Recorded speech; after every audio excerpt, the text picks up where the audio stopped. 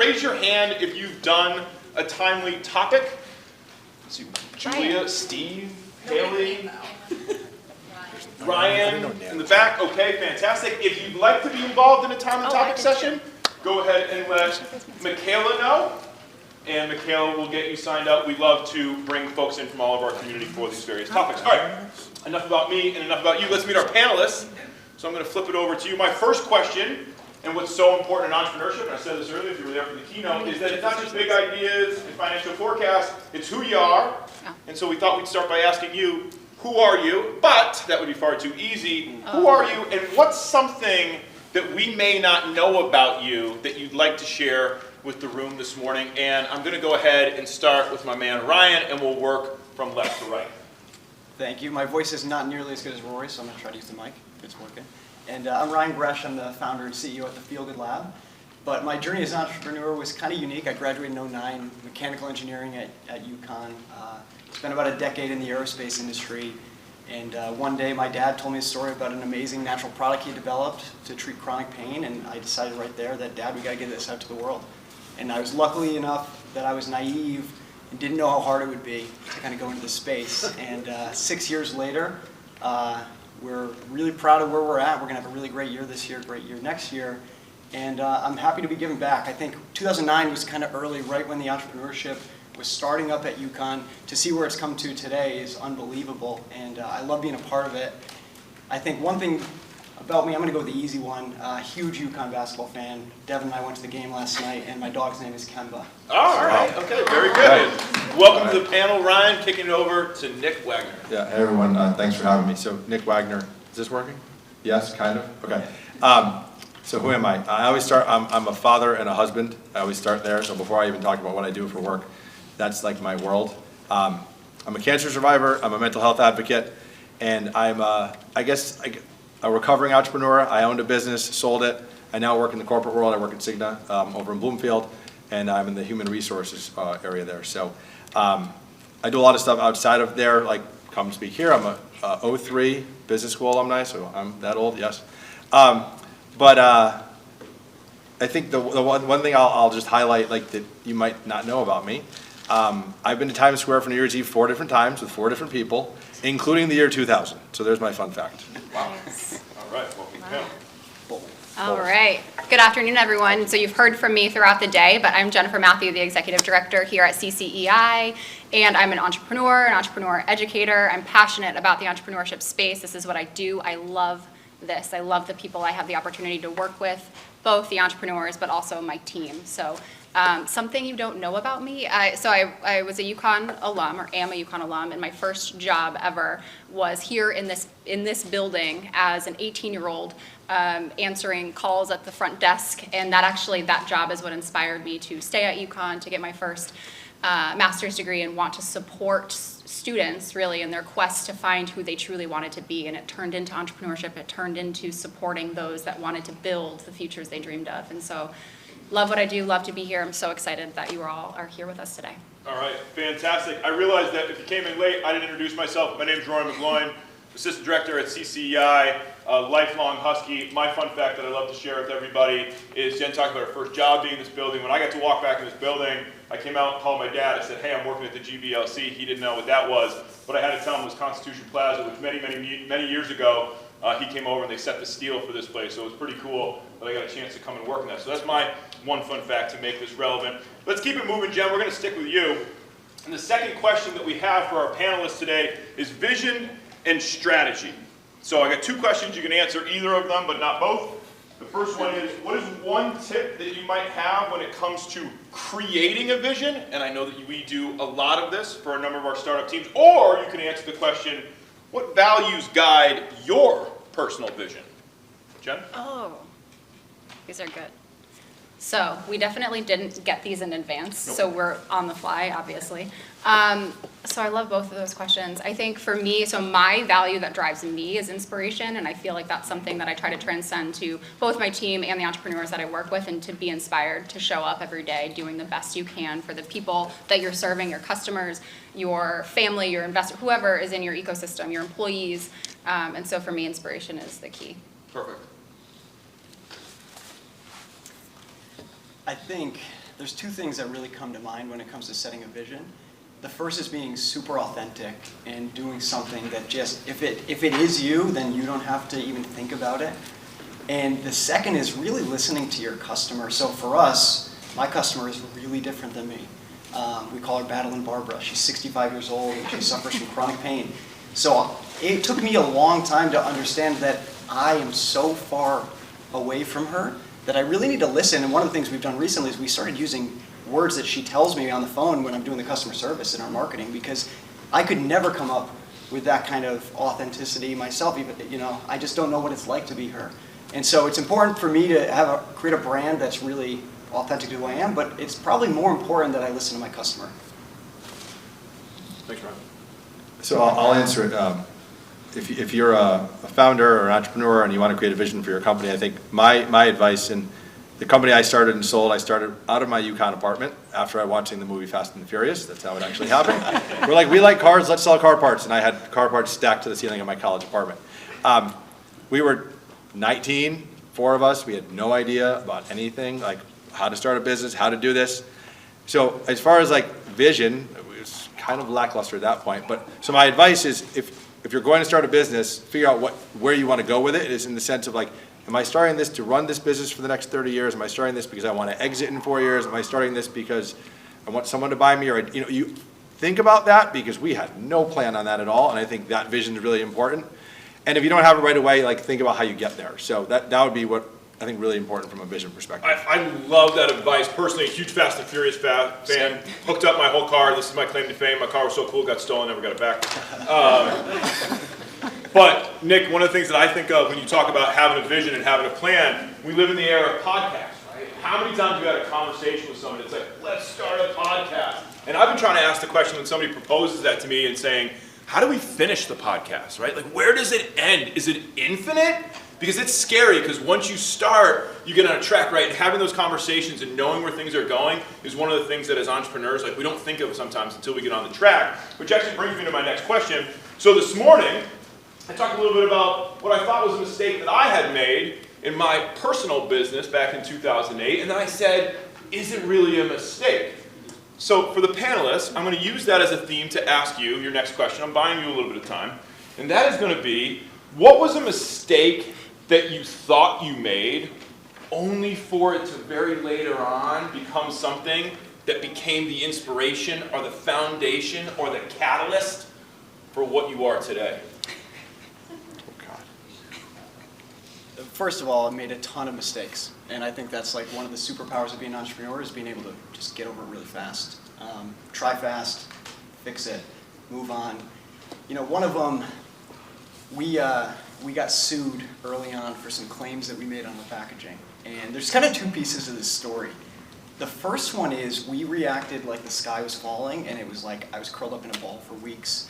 We ended up settling, changing our packaging, making all these different changes. There's two things that came out of it. The first is we're protected now. The second is, 6 months ago, we got sued again for something similar. I didn't react at all, and that lawsuit is, I'm going to pay $0, and it's irrelevant. And I promise you, for where we want to go, we're going to get sued 20 more times. And so it's just a prerequisite. That particular instance is a prerequisite to the industry we're going into. And it took me getting over it the first time to realize, like, okay, this is just, status quo, unfortunately. Doesn't mean that we can't make more mistakes and can't fix them, but we don't need to react the same way. Yeah, awesome. All right. So be a goldfish. Anyone know that quote, right? So Ted Lasso, be a goldfish. Just get rid of your mistakes. Forget them. So I'll share a mistake when I was running our online aftermarket car part business. We bought everything with credit cards. So I had an American Express card with like a $100,000 limit. We purchased all our inventory on that so that we could float the inventory. It worked great. And then one day American Express called us and said, guess what? You know that unlimited American Express limit you have? Well, we're going to cut it to this number. I forgot what the number was. It was unlimited. They cut it back. And we were like, oh my gosh, like, how are we going to buy inventory? We like panicked. So we called, who did I call? I called my father, and we called our accountant. And I even didn't go to a Red Sox game. That's how vividly I remember this. I had Red Sox tickets that night. I didn't go to the game because I thought the business was going to collapse because we couldn't buy product. And then we got our accountant on the phone, and he's like, this is what you're worried about? He's like, really? He's like, you're gonna call your suppliers and tell them you want terms to buy the product, to buy your inventory. And we were like, you can do that? Like, had no idea. So that experience, what I think I learned from that experience was there's gonna be situations where you don't know what to do. You've gotta be willing to ask for help and call experts, because like we had no idea, but it actually wasn't a big deal at all. And our accountant, who had like 30 years of experience, solved it for us in a 5-minute phone call. So don't be afraid to ask for help and call people that might have the answer for you. So I can't necessarily pick one mistake because I feel like I make them often. Like I'm constantly learning, I'm constantly challenging myself to think a little bit differently. But I can say that I think mistakes are supposed to be there, right, to guide you so that you learn from what you've done and change your course and your direction. So I don't know, does that necessarily mean that there is no such thing as a mistake then? So everything is put in our path in order to allow us to confront something and then make changes based on that. So I don't know.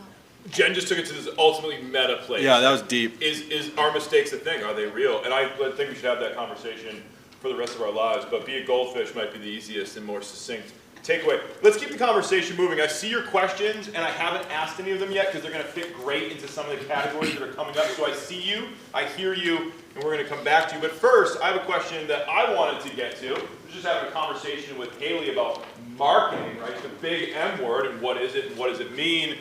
I want to hear from you because each of you spend so much time crafting and developing and being a brand.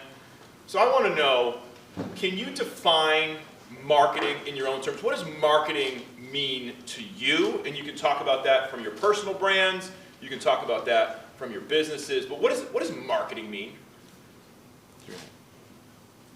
All right, I'll go down the personal brand route because my business was a long time ago, and I'll talk about something maybe a little bit more relevant. So from a personal brand perspective, we know each other from LinkedIn. I'm very active on LinkedIn. I share a lot of content there, and I think when you probably heard this, like, your reputation is what someone says about you when you're not in the room, right? So when they say Nick Wagner, what do people think? Am I kind? Am I helpful? Am I genuine? Am I authentic, right? Like, that's what people think. So when I think personal brand, everything I try to do is really to help others. That's what I do online. So I do a lot with careers and try to help inspire people with their careers online. And when I say help them reach their full potential, but I think it's not just what you post, like as far as like content, it's also how you show up at events like this. It's how you show up when someone's not reading social media or not taking a picture. And I think the most important thing is just being authentic no matter what you do. And because that's who you are. So don't try to be someone you're not, because that's never going to end well. So my definition of marketing has changed so much. I would say 5 years ago, if you asked, it was like Facebook and Instagram. And what it's kind of turned into is it's just the awareness that people have about who you are. And so what's interesting for our brand, Facebook and Instagram actually don't work.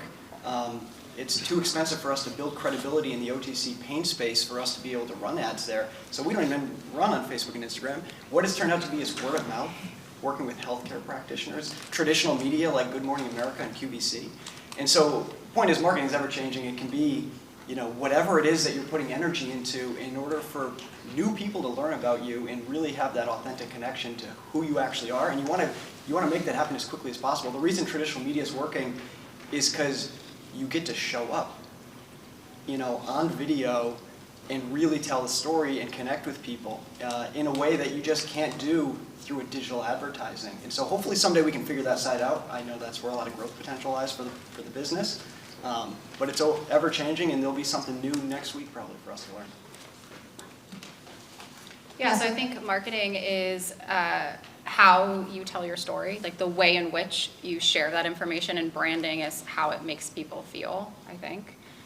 So there's a lot of work we've done around personal branding, both as an entrepreneur and thinking about how that transcends you as an individual and works into your business, and how those things can kind of morph together. And if you do it really well, like Ryan says, being authentic, and it ties so much into who you are and what you value, that it just becomes second nature to be able to sit here and talk about what you're doing, or have conversations on TV and national television, right? And be able to be so passionate and to drive your story, because your brand is you, and it, transcends just the method in which you're getting that information out there.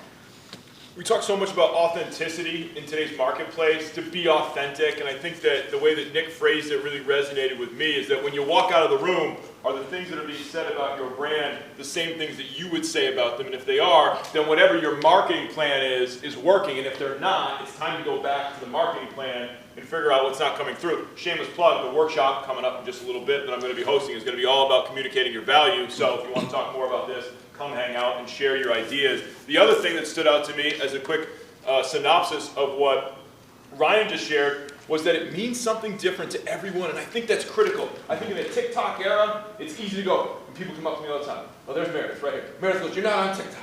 How come you're not on TikTok? I said, I don't want to be on TikTok. TikTok's not my brand. She goes, you're going to love TikTok. TikTok's going to make you $1 million. And I say, but if I go on TikTok, then I'm not Rory. Right, for me personally, right? And I feel better about Ryan's answer right now, because Ryan says, if I see everybody else doing it and I go do it, doesn't mean it's going to work for you. And I think that marketing, right, feels a lot more comfortable when it's authentic, and that's probably when it's going to be most likely to work. So, as you're thinking about your own brands out there today, right, think about where's the authentic channel for you, and not necessarily for everybody else. Okay, I want to talk about risk-taking, and I want to ask a question that I think is rather poignant, and Jen, I'm going to start with you because you gave us the most meta answer last time, but I'm going to need a yes or no. I'm going to put you in a corner right now, okay? Do you feel that you must take risks in order to be successful? Yes or no? Yes. Okay. So with that being said, panelists, are we all yes? Yes. Okay, so we're all yes. Fantastic. So then very quickly, please succinctly describe to me what it means in your own words, in your business owner experience, to take risk. Like, what does that actually look like, right? Because just like marketing, I have a feeling it's going to feel a little bit different for all of us. Well, first of all, I think the whole audience would follow you on TikTok, so maybe you want to consider that.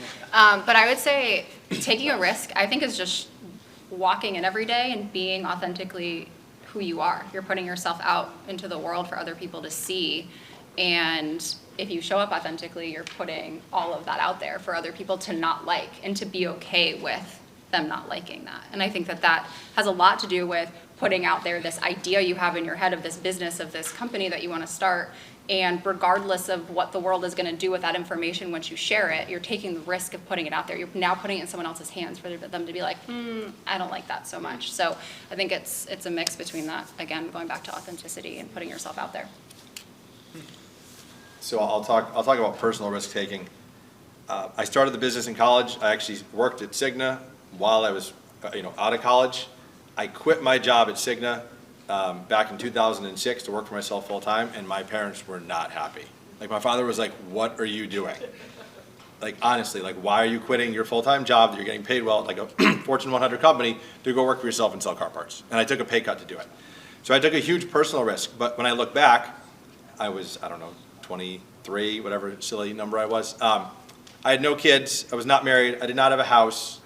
Like, there was a lot less to risk than where I am now at 41 with 3 children, a wife, a house, etc. So I think risk taking is going to dramatically change depending on where you are in your life and in your career. And what was a risk for me then that I was okay taking, now I'm not okay taking. But when my kids get older and they're out of high school, which I'll cry when that day comes, I might be willing to take that risk again and jump back into owning my own business. So I think it's really going to depend on like the season of life that you're in, on what risk means to you.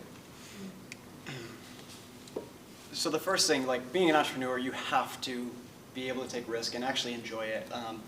So I love skydiving, racing cars, all this stuff. But, and I think my advice is like, it is the #1 skill, is to be able to take those risks. But what's crazy is when it comes to a lot of risk with the business, I'm actually petrified. And I've found it's one of the areas that I've been trying to grow the most. Like QVC is an example of like just getting myself out there. I'm so scared. Now I've done it 4 times and it's like. You were on QVC? Yeah, That's awesome. 4 times in the past few months. And so by the 4th time, it's like second nature, what's next? But the first time, if you saw how much sleep I lost, you would laugh. And so the point is even though I'm like, love taking risks. Like if somebody said, let's go skydiving tomorrow, I'd literally sign up.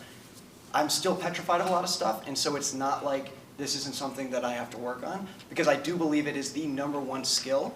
It's we could spend so much time, and I do this to myself, I spend so much time thinking about what decision to make, when the reality is a good entrepreneur makes a decision fast with the info they have, they learn from the market, and then they pivot. Because if you spend a month trying to figure out the answer, I'm an engineer, I want to sit back and analyze. The reality is if I spend 10 seconds figuring it out and letting the market tell me, by a month later I'm going to have a better solution that more people are going to get help from than I could ever come up with on my own. So that's something I'm still working on, but yeah. 3 distinct answers. The succinct takeaway is that if you're an entrepreneur in this room or thinking about being an entrepreneur or supporting an entrepreneur, is that not feeling like anybody else is the most normal thing that you could essentially experience, because we have 3 different really successful individuals who are all afraid of entirely different things and yet are still weaving their way and navigating themselves through the experience. Absolutely fantastic. Let's talk about sales. You've got to make sales at some point. I look over, I see my friend and CCEI supporter, Steve Lanzitz here. He does the Timely Topic on sales. Want to learn about sales? Got to talk to Steve. So I thought it'd be fun to ask you a question. You can answer one of 2 of these questions. Can you tell us a story about your first sale? Would love that one if you've got it ready and handy and it's succinct. Or you can answer the second question. In today's marketplace with the TikTok and the YouTubes, right? What does it take to be a great salesperson in today's marketplace? So tell us about your first sale if you want, or tell us about what you think it takes to be great today. So in today's market, I think sales is probably the most important skill set, and it's something that I think I need a lot of work on. Like, I'm naturally gifted in sales, but it's something I'm not as good. I see people, Steve, I'd love to talk with you afterwards. Like, I don't have that ability to follow up. I think sales is all about the follow-up, really. And so, like, I'm good in that first interaction, but then there'll be 20 opportunities that I don't get because I don't follow up. And so what I've gotten better at is that. But it's really, in our business, it's really getting to know our customers. So I do all the customer service. And the number of people that have called up angry that I've turned into raving fans for the brand is unbelievable, and it's given me a lot of optimism, and it's really driven the way I want to build a company. I'd like to do customer service for the rest. Even if we're a $1 billion company, I'd like to be the person doing the customer service, because one, you learn so much, and now the marketing terms that we use, like more good days, and you haven't tried everything yet, they come directly from the customer. But ultimately, when you take that person that's angry at you and you give it a human touch, and you let them know, like, I'm sorry we messed up, but let me listen to you and we want to fix that. For whatever reason, I've just seen in our space that has really sold more than any sexy marketing video we could ever put out. All right, so the first thing I'll say is that if you're an entrepreneur and you're not good at sales, that is going to happen, and that's okay. You better find someone who is good at sales to work with you, because a lot of entrepreneurs that aren't successful have amazing ideas, or they have this great skill they're good at, and they can't sell it. And look, sales isn't for everyone. Not everyone likes sales, so find someone who's good at sales. That's my advice. First sale, car parts. If you like cars, we used to put neons under our cars so they glowed underneath when you drove down the street. It was like uber cool. Street Glow made the kits. We did a group buy, that's what we used to call them, on a discussion forum on the internet for Street Glow undercar neon kits. And we had like 10 people buy them, and they were stacked up in my college apartment, and we thought it was like amazing, and we had to ship them out. And I will never forget that, because that was like the introduction to us selling on discussion forums, where a bunch of car nerds go and talk about their cars. That was how we started out selling car parts. So that was my first sale. So I'm going to say that I think one, sale, like you, even as a CEO, a founder, you have to sell. You're always selling. You're selling yourself, you're selling your business, you're speaking for your employees. But on a personal level, so on the side, I run an inspirational carded jewelry company. I've been doing that for the last 5 years and expanded into the wholesale market and have been selling to about 130 retail locations across the US. And my first sale to a wholesale client was not, like, I did not try to find that. They came to me. They found me on my website, and they're like, okay, so I'm gonna need your terms, I'm gonna need your line sheet, I'm gonna need, and I was like, what is a line sheet, right? Like Googling it. So my advice is you don't have to have all the answers. Google's great, CCEI is awesome, right, to come to us to ask questions, but being able to really try to, know that you're not gonna know all the answers and just try to give them the best that you can. And it ended up turning into something I had no idea that I would be able to grow it into. So thankfully that one person came to me, it gave me the confidence to then actually send my line sheet out to then get all of those additional customers. So. I love those answers. I am going to suspend all conversations about Street Glow until after, because I'm way too bad. cool. I need to know that stuff. So bear with me. Okay, panelists, a little rapid fire round. We got a question on here. This may be your question. It's going to be the second question I asked. But to start off our conversation about success, I want you to finish this sentence. I am successful today because I blank. Ryan's ready to go. This is one of my favorite quotes ever. Success and failure both lead to the same place, which is dissatisfaction. It's just the path we take that gets there. So my answer is my failures. And the idea is like, whether I succeed at something or fail, we ultimately never really satisfied. I'm a big car guy. You know, you get the car that you want, and then you have the new poster on your wall, and you want the next thing. Yeah. And it happens to all of us. And so when you look at it that way, it's like, wow, this journey was really hard. But when I look back at that hard journey is what made it so amazing. Those are the lessons I learned. If it just happened, if overnight we were a $1 billion brand and didn't go through the hardships of the last 6 years, I wouldn't be 1/1,000,000th of the person that I am, and I don't think I'd be capable of even running the company. So that's my answer. I'm successful because I failed. Yes. I love it. Okay, awesome. This is easy for me. I'm successful because I ask for help, and I do it a lot, and I'm not afraid to. Whether it be personally, professionally, I'm the guy that asks all the questions, and I have no problem saying, like, look, I don't know the answer to this. I don't know what you're talking about, so you're all going to have to explain that to me because I'm lost, right? So I think just being able to own that has helped me, like, immensely in so many ways. I am successful because I ask for help. I love that. Okay. I'm successful because I'm true to who I am. Matt, did you submit this question? No, I didn't. Okay, Jen, let's stay right there. The question that came from the audience just a little while ago was, how did you define success at the beginning of your journey, and how has your definition changed as you become more experienced? Ryan, you just alluded to this, right, in terms of the things that you were holding up as kind of pillars of success. But can you talk a little bit about maybe the process and how you recognize to change your metric for success? Well, the metric has changed. I used to think it was money and status and all of those things. And first of all, I realized two things. The things you own you. So you get these things, but really it doesn't make you happier, or it's not success. What I define success now is doing what you love and being like just fully in it. And so I don't even pay myself yet, and I've never been more happy. I've never felt more successful, and I'm not making any money. So my definition of success is completely different. Now I'm having a baby in January, so it's got to change, and it will. Thank you. But yeah, that's my answer. I think I completely agree with what you said. I thought success was like 3 houses, 5 cars, lots of money, and then at 25, like I had this epiphany that like, wow, I just want to have enough money to be like comfortable, and that'll make me happy, right? Like I don't need oodles of money and multiple cars and houses. And so again, I think as you kind of go through your life, success will change. Like now success for me is when teachers tell me, wow, your kids are like the most well-behaved kids in my class.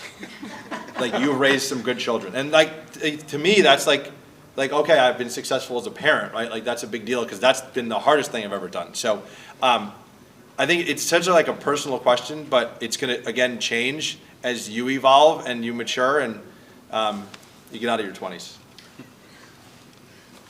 Yeah, so my original definition of success was what I saw in the media, right? What people told me I needed to be and the type of person I needed to show up as every day. And I think that was a wake-up call, realizing that I couldn't be everybody, right? I couldn't be everyone's version of success. And I think one of the things that we teach in the center, and I've been doing a lot of work with entrepreneurs, is getting them to really understand what success means to them as an independent measure, right? So not looking out into the world and trying to understand where Sarah Blakely is today, right, Haley? And knowing that there was a whole fight and a journey uphill to get to where she is. And I think working with our entrepreneurs to think through that and really take what they value and tie that into success as a measure is key. So let's talk about the fun parts. We heard a little bit about success. And we've talked a little bit about the fact that it's hard and we enjoy failing because it makes us who we are.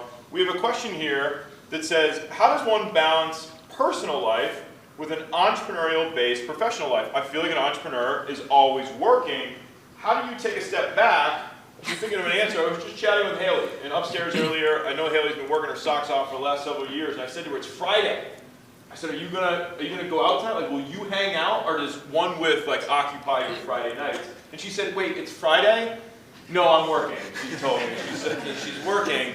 So for the panelists today, right, we know that authenticity is being true at all times, but how do you advise folks that maybe are apprehensive about getting going with the business, because it's going to add to their primary job, right? It's going to be that side hustle. Now you're working 90 or 100 hours a week. Do you have any advice as you've started to make sense of what your life looks like as a full-time entrepreneur, or when it was a full-time entrepreneur? No, you go. No, you go. I could probably talk about this for the next 10 minutes, but we don't have that. So, We literally have 10 minutes. And we have 2 so questions. I vividly remember multiple times, I mean like countless times, waking up, my wife went to work, crying in bed, not wanting to go to work when I own my own business. Crying. I was that depressed. Every single day, I would calculate, if we went out of business tomorrow, how much money would I owe and who? I'm not kidding. That's how bad my anxiety and my depression was when I was an entrepreneur. I didn't take care of my mental health for literally 2 decades. I'm now doing that. So my number one advice for all of you that are entrepreneurs is you've got to take care of your mental health, or you will not be successful as an entrepreneur, or really as a person, period, right? But as an entrepreneur, it's even more important because as an entrepreneur, it's all you, right? Like it's just hard to turn it off. If you work for someone else and you have a bad day and something's not going well, you take a sick day. There's no sick days as entrepreneurs. So if your mental health is not in check and you are not like looking inward and saying, am I really okay? You can't be a successful entrepreneur. So that's like my number one piece of advice is you got to start there. Yeah, and I think in the world with this whole concept of hustle culture, even outside of entrepreneurship and you're working a regular job, it's like you compare yourself to your colleagues of how late you're staying or, answering emails on the weekends. And I can say, so being an entrepreneur, being in this space surrounded by entrepreneurs, coaching entrepreneurs, it's a challenge. I am listening to entrepreneurship podcasts. I read books about entrepreneurship. I'm also working on another master's degree in business, and I'm doing all of these things, and it's like I'm constantly surrounded by this space, and I always thought, well, it is what I love, so I can do it all the time, and realizing that I do need to find these outlets and these spaces where I can just be myself and to give myself that downtime. So meditation has helped me a ton. Running, yoga, spending time with my dog, like in between Zoom calls, if I get off, 3 minutes early, like I won't go down and get water or use the bathroom, but I will make sure that Lola gets extra snuggles in between the calls. But things like that, it really truly matters, taking those moments for yourself and giving yourself the permission to unwind. So similar to what Nick said, I've never curled up in a ball more than I have in the past 6 years, and it is very lonely. And I was just having this conversation with Jeremy. We were talking about getting together to work together a couple days a month, and one of the reasons is there's not a lot of people. David, I think, said this in his opening talk. There's not a lot of people that get what you're going through, but when you can find those people, like I had a talk yesterday with another entrepreneur. She's a great friend of mine. She's in a really tough place. She's thinking about going bankrupt. And I said, first of all, it's okay if you do, but second of all, no, you're not. And she felt so relieved in that conversation because I was the first person she's talked to all month that told her that, no, you still got something left in the tank. I'm not saying I'm right, but she needed somebody to just be able to talk to that really understood what it's like when you're in that situation. But so my answer to the question is I'm always working, but why? Because I love what I'm doing so much. And so if you don't pick something to work on that you're so passionate about, that you can keep doing it when everyone tells you to quit, that you can keep doing it when you're curled up in a ball because you're getting sued or your partners leave you or you're out of money and you owe all these people money. Like, if you can't do something that you're so passionate about that it keeps you going through those times, then you will quit. Because I've started other businesses in the past. I had a really cool business from UConn. We raised all this money. We won the Yale Business Plan competition. We developed a sweet technology. And we quit the second it got hard because it was a school project. All right, folks, we have about 4 minutes remaining. I have 3 questions, rapid fire round. First question is going to be on the topic of professional development, giving you a little advance warning here. Second topic is going to be mentorship. Third topic, time management. Here's your first question. If you could run a course, a professional development course that everybody in here would just need to sign up for, what would you teach? 60 seconds or less for each answer. Attitude. Perfect. That's it. The importance of networking and how college is, the networking of college is more important than any class you will take. Okay, nice. Values. Values. All right, fantastic. Let's keep it rolling here. Mentorship, we know it's all important. Here's what's interesting to me about mentorship, is like it often operates in two different directions. I've had many great mentees over the years, and I usually would send them a card, and I would say, you cannot be a great mentor without a great mentee. And oftentimes the mentees never see that, they never think of that, saying they're as important to me as I am to them. Here's my question for you today, just to share, just to make sure that we're all aware. Who's your hidden mentor? Who's somebody that you consider a mentor, but they might not be aware that you see them that way?